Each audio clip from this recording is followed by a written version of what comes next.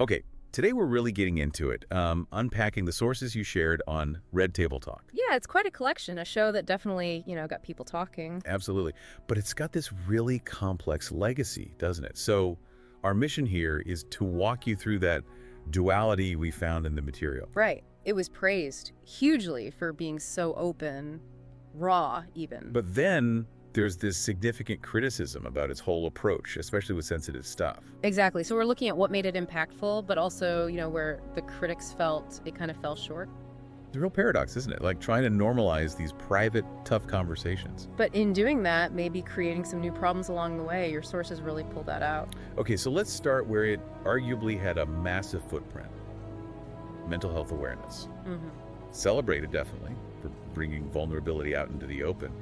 But a common thread in the sources was this critique about the celebrity focus. Right. That it could actually maybe alienate some people or oversimplify things. Yeah, exactly. Or even, some argued, play into certain stereotypes without offering, real concrete solutions. And what really stood out digging into your material was that tension. The intent seemed clear, break down stigma. Great goal. Sure.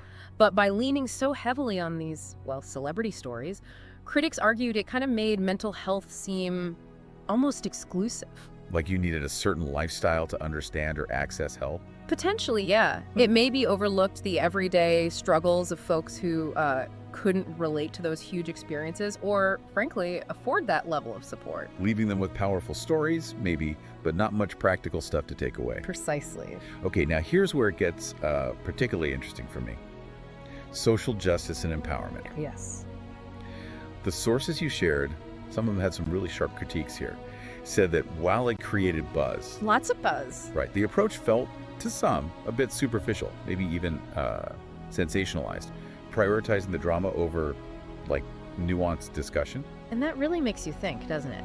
Does just talking about something publicly automatically lead to meaningful change? Good question. Because looking at the material, you see these accusations of tokenizing marginalized voices, like featuring them for a moment, maybe for the headlines. But not really digging into the deeper systemic issues. Exactly. Critics pointed out that focusing so much on individual stories, however powerful, could sort of overshadow the bigger picture, those larger structural problems behind social injustice. It's a strong point.